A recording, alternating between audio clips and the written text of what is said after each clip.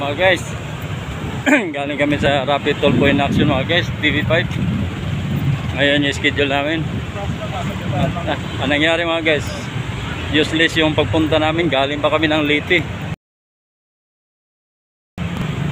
Yung pamasahe namin, wala, doon pa lang sa stop guys.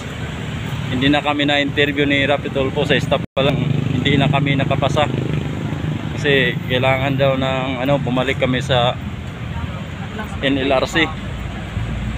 Magpa-review daw kami sa kaso namin. Kasi hindi daw pwede mo interview si Tulfo pag once na nakasampa na sa NLRC at saka PAW. Kaya wala nangyari sa useless ang pagpunta namin. Hindi kami na-interview ni Idol Rapid Tulfo.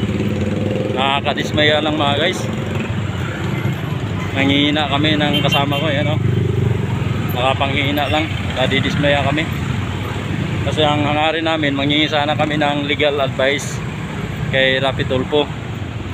Kaso wala, hindi man kami na-interview. Wala, tuwang-tuwa ngayon mga guys yung engineer tsaka may-ari ng company. Yung hindi ko na lang banggitin mga guys kasi mahirap na. Kaya ang gawin namin mga guys, babalik kami Cebu, magpa-review kami mga guys.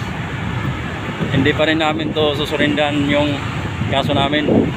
Hindi namin susukuhan to. Lalaban pa rin namin mga guys kahit hindi kami na-interview ni Idol Rapid.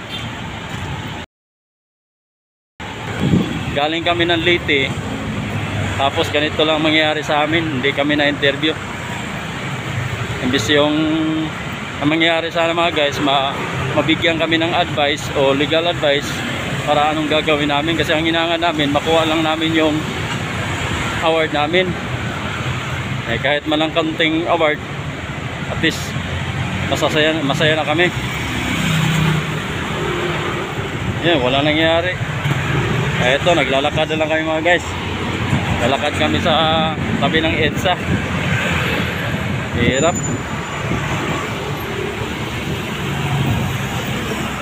Hirap pala pag mahirap tayo mga guys. Pinaapilan tayo ng mga mayayaman. Kayang-kaya nilang palusutin yung anong kaso.